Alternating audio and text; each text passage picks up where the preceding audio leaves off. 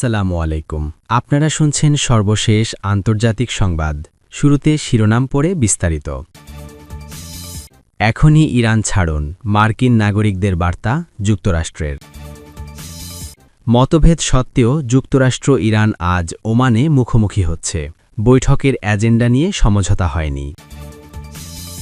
গাজার উদ্দেশ্যে আবারও গ্লোবাল সুমুদ ফ্লোটিলা। আরও থাকছে, আবারও জাহাজে মার্কিন হামলা, নিহত 2। সর্বশেষ থাকছে, ভারতে খনিতে বিস্ফোরণে 18 মৃত্যু, আটকা অনেকে। এতক্ষণ শুনছেন সংবাদ শিরোনাম, এখন বিস্তারিত। তার আগে অনুরোধ থাকবে, ভিডিওতে লাইক দিন এবং ভিডিও সম্পর্কে আপনার গুরুত্বপূর্ণ মতামত কমেন্ট করে জানিয়ে দিন। এখনই ইরান ছাড়ুন, মার্কিন নাগরিকদের বার্তা যুক্তরাষ্ট্রের। ইরানে থাকা সব মার্কিন নাগরিককে দ্রুত দেশটি ছাড়ার আহ্বান জানিয়েছে যুক্তরাষ্ট্রের পররাষ্ট্র দপ্তর। বৃহস্পতিবার 5 ফেব্রুয়ারি মার্কিন পররাষ্ট্র দপ্তর এই সতর্কবার্তা জারি করেছে। খবর ইরান ইন্টারন্যাশনালের। এছাড়া প্রতিবেদনে বলা হয়েছে, মার্কিন নাগরিকরা অবিলম্বে ইরান ছাড়তে না পারলে তারা যেন দ্রুত একটি নিরাপদ স্থানে আশ্রয় নেয়। এটি তাদের বাসাবাড়ি বা অন্য কোনো নিরাপদ ভবন হতে পারে। এদিকে শুক্রবার 6 ফেব্রুয়ারি ওমানের রাজধানী ম্যাসকটে যুক্তরাষ্ট্র ও ইরানের মধ্যে বৈঠক অনুষ্ঠিত হতে যাচ্ছে। গত বুধবার 2 দেশের কর্মকর্তারা এই তথ্য জানিয়েছেন। তবে বৈঠক শুরুর আগেই ইরানে থাকা সব মার্কিন নাগরিককে সতর্কবার্তা দিল যুক্তরাষ্ট্র। এর আগে মার্কিন পররাষ্ট্রমন্ত্রী মার্কো রুবিও সাংবাদিকদের জানান, ইরান আলোচনায় বসতে চাইলে আমরা রাজি, তবে পারমাণবিক আলোচনার পাশাপাশি তাদের ব্যালিস্টিক মিসাইল নীতি, মধ্যপ্রাচ্যে সশস্ত্র গোষ্ঠীদের সাহায্য এবং দেশের নাগরিকদের প্রতি তারা কি ব্যবহার করছে এসব নিয়েও আলোচনা হবে।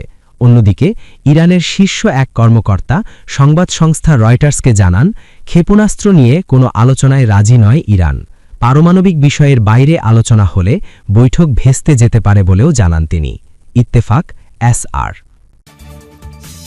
মতভেদ সত্ত্বেও যুক্তরাষ্ট্র ইরান আজ ওমানে মুখোমুখি হচ্ছে। বৈঠকের এজেন্ডা নিয়ে সমঝোতা হয়নি। যুক্তরাষ্ট্র ও ইরান আজ শুক্রবার ওমানে বৈঠকে বসতে রাজি হয়েছে। উভয় পক্ষের কর্মকর্তারা বিষয়টি নিশ্চিত করেছেন। তবে আলোচনার এজেন্ডা নিয়ে 2 দেশ এখনও অনড় অবস্থানে রয়েছে। ওয়াশিংটন চায় আলোচনায় তেহরানের ক্ষেপণাস্ত্র কর্মসূচি অন্তর্ভুক্ত থাকুক। অন্যদিকে ইরান বলছে তারা শুধু পারমাণবিক কর্মসূচি নিয়ে কথা বলবে। আলোচনায় কি নিয়ে কথা হবে সেটির একটি কাঠামো তৈরি করেছে মধ্যস্থতাকারী দেশ তুরস্ক, মিশর ও কাতার। গতকাল বৃহস্পতিবার এ নিয়ে এক্সক্লুসিভ খবর প্রকাশ করে সংবাদমাধ্যম আল জাজিরা। সংবাদমাধ্যমটিকে 2টি সূত্র জানিয়েছে, এই কাঠামোর আলোকে ইরানকে ইউরেনিয়াম সমৃদ্ধকরণ বহুলাংশে হ্রাস করতে হবে। এছাড়া ইরানের ব্যালিস্টিক মিসাইল ব্যবহারের ক্ষেত্রেও বিধিনিষেধ থাকবে। সঙ্গে হিজবুল্লাহ ও হুতির মতো যেসব সশস্ত্র বাহিনী আছে তাদের সহায়তা বন্ধ করে দিতে হবে। প্রস্তাবিত চুক্তির কাঠামোতে কি আছে? প্রস্তাবিত চুক্তির কাঠামোতে বলা হয়েছে, ইরান আগামী 3 বছর একটুও ইউরেনিয়াম সমৃদ্ধ করতে পারবে না। এ সময় শেষ হওয়ার পর তাদের 1.5% হারে ইউরেনিয়াম সমৃদ্ধকরণে অনুমতি দেওয়া হবে।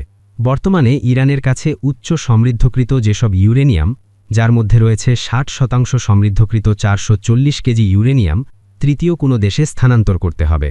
এছাড়া ইরান হিজবুল্লাহ বা হুতির মতো বাহিনীর কাছে কোনো অস্ত্র ও প্রযুক্তি পাঠাতে পারবে না। এগুলোর পাশাপাশি ইরানকে কথা দিতে হবে ইরান তাদের ব্যালিস্টিক মিসাইল ব্যবহার করবে না। তবে যুক্তরাষ্ট্র দাবি করছে ইরানকে মিসাইল উৎপাদন সীমিত এবং এগুলোর আঘাত হানার সীমা কমাতে হবে। একটি সূত্র জানিয়েছে, যুক্তরাষ্ট্র ও ইরানের মধ্যে আগ্রাসন বিরোধী চুক্তি নিয়েও প্রস্তাব দেওয়া হয়েছে। প্রাথমিকভাবে তুরস্কের ইস্তাম্বুলে বসার কথা থাকলেও উভয় পক্ষ এখন ওমানের মাস্কাটে আলোচনা করতে সম্মত হয়েছে। তবে এজেন্ডার বিষয়ে কোনো সমঝোতায় পৌঁছানোর লক্ষণ দেখা যায়নি। মধ্যপ্রাচ্যে মার্কিন সেনা উপস্থিতি বাড়ানো এবং একটি বৃহত্তর যুদ্ধ এড়াতে আঞ্চলিক দেশগুলোর প্রচেষ্টার মধ্যেই এই স্পর্শকাতর কূটনীতিক উদ্যোগ নেওয়া হয়েছে। সাম্প্রতিক দিনগুলোয় আলোচনার পরিধি ও স্থান নিয়ে মতভেদের কারণে বৈঠকটি হওয়া নিয়ে সংশয় দেখা দিয়েছিল। এতে মার্কিন প্রেসিডেন্ট ডোনাল্ড ট্রাম্প ইরানকে যে হামলার হুমকি দিয়েছিলেন তা কার্যকর করার পথও খোলা ছিল। ইরানের সর্বোচ্চ নেতা আয়াতুল্লাহ আলী খামেনির চিন্তিত হওয়া উচিত কিনা গত বুধবার এমন এক প্রশ্নের জবাবে এনবিসি নিউজকে ট্রাম্প বলেন, আমি বলবো তার খুব চিন্তিত হওয়া উচিত। হ্যাঁ, অবশ্যই। তিনি আরও বলেন, তারা আমাদের সঙ্গে আলোচনা করছেন। তবে এ বিষয়ে বিস্তারিত কিছু বলেননি ট্রাম্প। ইরান চায় আলোচনা শুধু পশ্চিমা দেশগুলোর সঙ্গে তাদের দীর্ঘদিনের পারমাণবিক বিরোধের মধ্যেই সীমাবদ্ধ থাকুক। তবে মার্কিন পররাষ্ট্রমন্ত্রী মার্কো রুবিও বুধবার ভিন্ন মত প্রকাশ করেন। সাংবাদিকদের তিনি বলেন, ইরানিরা চাইলে আমরা প্রস্তুত। তবে তিনি বলেন, পারমাণবিক বিষয়ের পাশাপাশি ইরানের ব্যালিস্টিক ক্ষেপণাস্ত্র, মধ্যপ্রাচ্যে সশস্ত্র প্রক্সি গ্রুপগুলোকে সমর্থন দেওয়া ও দেশটির জনগণের সঙ্গে আচরণের বিষয়গুলো আলোচনায় থাকতে হবে। কর্মকর্তারা জানিয়েছেন, বৈঠকে ট্রাম্পের জামাতা জ্যারেড কুশনার, মার্কিন বিশেষ দূত স্টিভ উইটকফ ও ইরানের পররাষ্ট্রমন্ত্রী আব্বাস আরাগচি অংশ নেবেন। এদিকে ইরানের একজন জ্যেষ্ঠ কর্মকর্তা স্পষ্ট জানিয়েছেন, ক্ষেপণাস্ত্র কর্মসূচি নিয়ে আলোচনার কোনো সুযোগ নেই। অন্য এক কর্মকর্তা বলেন, পারমাণবিক বিরোধ নিয়ে আলোচনাকে তেহরান স্বাগত জানায়, কিন্তু এর বাইরের বিষয়গুলো অন্তর্ভুক্ত করার মার্কিন জেদ এই আলোচনাকে ঝুঁকির মুখে ফেলতে পারে।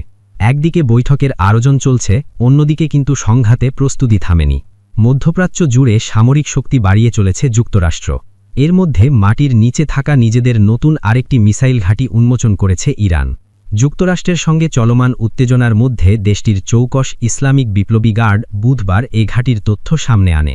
ইরানের সশস্ত্র বাহিনীর প্রধান আব্দুল রহমান মৌসাবি ও বিপ্লবী গার্ডের এরোস্পেস বিভাগের প্রধান সাইয়েদ মাজেদ মৌসাবি ওই ঘাঁটিতে যান, তখন এটি উন্মোচিত হয়। সামরিক বাহিনীর উচ্চপদস্থ এ দুই কর্মকর্তা বিপ্লবী গার্ডের মিসাইল সক্ষমতা ও প্রস্তুতি বিষয়ে খোঁজ খবর নেন। তাদের পাশাপাশি অন্য কমান্ডারদের এ ব্যাপারে অবহিত করা হয়। সশস্ত্র বাহিনীর প্রধান বলেন, শত্রুর যে কোনো কিছুর জন্য আমরা প্রস্তুত। গত বছর জুনে ইসরায়েলের সঙ্গে 12 দিনের যুদ্ধ শেষে আমরা আমাদের রণচক্রী পরিবর্তন করেছি। এখন আমরা প্রতিরক্ষামূলক থেকে আক্রমণাত্মক অবস্থান নিয়েছি, যার ভিত্তিতে দ্রুততম সময়ে এবং বৃহৎ সংখ্যায় অভিযান পরিচালনার পদ্ধতি অনুসরণ করছি আমরা।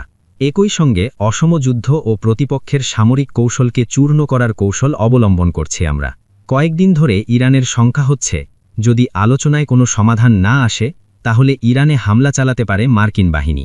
তবে ইরানের সর্বোচ্চ নেতা আয়াতুল্লাহ আলী খামেনি বলেছেন, এবার যদি যুক্তরাষ্ট্র হামলা চালায় তাহলে এটির প্রভাবে আঞ্চলিক যুদ্ধ শুরু হবে। গাজার উদ্দেশ্যে আবারও গ্লোবাল সুমুদ ফ্লোটিলা। গাজা অভিমুখে নতুন ও আরও বড় একটি সাহায্যবাহী বহর পাঠানোর ঘোষণা দিয়েছেন অ্যাক্টিভিস্টরা। আগামী মার্চ মাসে গ্লোবাল সুমুদ ফ্লোটিলা নামক এই মিশনে প্রায় 100টি নৌযান এবং 1000 প্রতিনিধি অংশ নেবেন বলে জানানো হয়েছে। জোহানেসবার্গে নেলসন ম্যান্ডেলা ফাউন্ডেশনে আয়োজিত এক বৈঠকে আয়োজকরা এটিকে ইসরায়েলের পদক্ষেপের বিরুদ্ধে এ যাবৎকালের বৃহত্তম বেসামরিক মানবিক হস্তক্ষেপ হিসেবে অভিহিত করেছেন। গত বছর একই ধরনের একটি অভিযানে অংশ নেওয়া নেলসন ম্যান্ডেলার নাতি মান্ডালা ম্যান্ডেলা জানান, এই অভিযানে চিকিৎসক এবং যুদ্ধপরত তদন্তকারীরাও অন্তর্ভুক্ত থাকবেন। সমুদ্রপথের এই যাত্রার পাশাপাশি প্রতিবেশী আরব দেশগুলো দিয়ে একটি স্থলপথের কনভয়ও পরিচালিত হবে, যাতে হাজার হাজার সমর্থক যোগ দেবেন বলে আশা করা হচ্ছে। উল্লেখ্য, গত অক্টোবরে ইসরায়েলি সামরিক বাহিনী গ্লোবাল সুমুদ ফ্লোটিলার প্রায় 40টি নৌকা জব্দ করেছিল এবং মান্ডালা ম্যান্ডেলা ও গ্রেটা থুনবার্গের মতো পরিচিত মুখসহ প্রায় 450 জন অ্যাক্টিভিস্টকে গ্রেফতার করেছিল। যদিও ইসরায়েলি কর্মকর্তারা এই ধরনের উদ্যোগকে প্রচারণার কৌশল হিসেবে গণ্য করেন, তবে আয়োজকদের দাবি তারা গাজার উপর আরোপিত অবৈধ অবরোধ ভাঙতে এবং আন্তর্জাতিক সমুদ্র সীমার অধিকার রক্ষায় কাজ করছেন।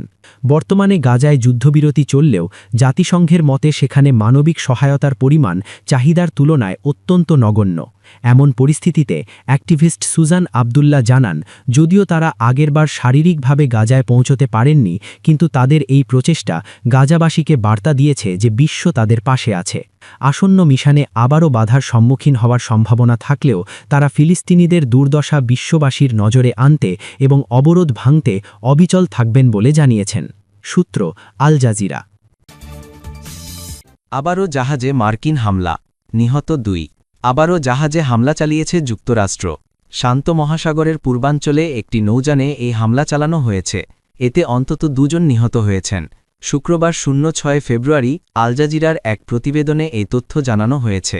বৃহস্পতিবার এক বিবৃতিতে যুক্তরাষ্ট্রের সাউদার্ন কমান্ড বা সাউথকম জানিয়েছে, অভিযানে 2 জন মাদক সন্ত্রাসী নিহত হয়েছে। প্রশান্ত মহাসাগরের পূর্বাঞ্চলে চালানো অভিযানে তারা নিহত হন।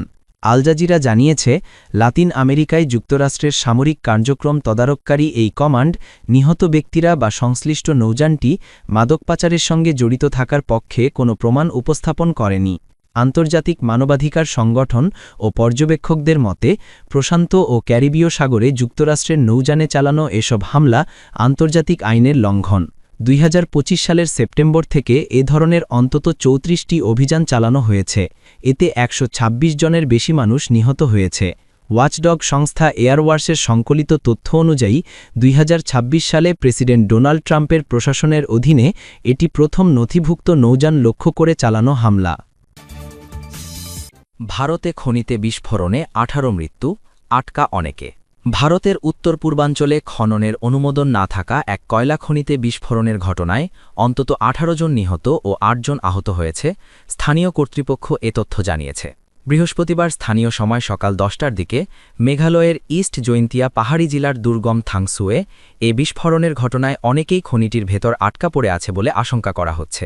ওই সময় খনিটিতে কত শ্রমিক কাজ করছিলেন তা নিশ্চিত হওয়া যায়নি। স্থানীয় পুলিশ কর্মকর্তা মনীষ কুমারের বরাত দিয়ে আল জাজিরা জানিয়েছে, দুর্গম এলাকা ও প্রয়োজনীয় যন্ত্রপাতির অভাবে বৃহস্পতিবার সন্ধ্যার পর উদ্ধার কাজ স্থগিত রাখা হয়। শুক্রবার সকাল থেকে রাজ্য ও কেন্দ্রীয় উদ্ধারকর্মীদের নিয়ে ফের অনুসন্ধান শুরু করা যাবে বলেও আশা মানিশের। তিনি খনিটিকে অবৈধ র্যাট হোল খনি অভিহিত করেছেন। এ ধরনের খনিতে সরু গভীর টানেল থাকে। শ্রমিকরা সাধারণত এসব টানেলের ভেতর দিয়ে গিয়ে ঝুঁকি নিয়ে কয়লা ও অন্যান্য খনিজ সংগ্রহ করে। জেলা পুলিশ প্রধান বিকাশ কুমার বলেছেন, ডাইনামাইটের কারণে বিস্ফোরণ হয়েছে বলে প্রাথমিকভাবে ধারণা করা হলেও এ নিয়ে এখনও তদন্ত চলছে। ইন্ডিয়ান এক্সপ্রেসকে বিকাশ কুমার বলেন, হয় দগ্ধ হয়ে, না হয় ক্ষতিকর গ্যাস বা ধোঁয়ায় শ্বাসকষ্টজনিত কারণে শ্রমিকরা মারা গেছে বলে মনে করা হচ্ছে। সেখানে কতজন ছিল, আসলেই কি ঘটেছিল তা বলতে পারার মতো এমন কাউকে এখন পর্যন্ত পাওয়া যায়নি, যে কারণে ভেতরে ঠিক কতজন আটকে আছে সে সম্বন্ধে ধারণা দিতে পারছি না। অবৈধ খনন বন্ধের আহ্বান জানিয়ে মেঘালয়ের মুখ্যমন্ত্রী কংরাট সাংমা কয়লা খনিতে বিস্ফোরণের ঘটনায় দায়ীদের জবাবদিহির আওতায় আনার আশ্বাস দিয়েছেন। হতাহতদের পরিবারের প্রতি সহমর্মিতা জানিয়ে ভারতের প্রধানমন্ত্রী নরেন্দ্র মোদী প্রত্যেককে 2 লাখ রুপি করে ক্ষতিপূরণ দেওয়ার ঘোষণা দিয়েছেন। আল জাজিরার প্রতিবেদনে ধারণা দেওয়া হয়েছে, ভারতের পূর্ব ও উত্তর পূর্বাঞ্চলে অনুমোদনহীন খনি থেকে অবৈধভাবে কয়লা উত্তোলনের ঘটনা বেশ স্বাভাবিক। এখানে কাজ করা শ্রমিকরা প্রতিদিন $18 থেকে $24 মতো আয় করেন।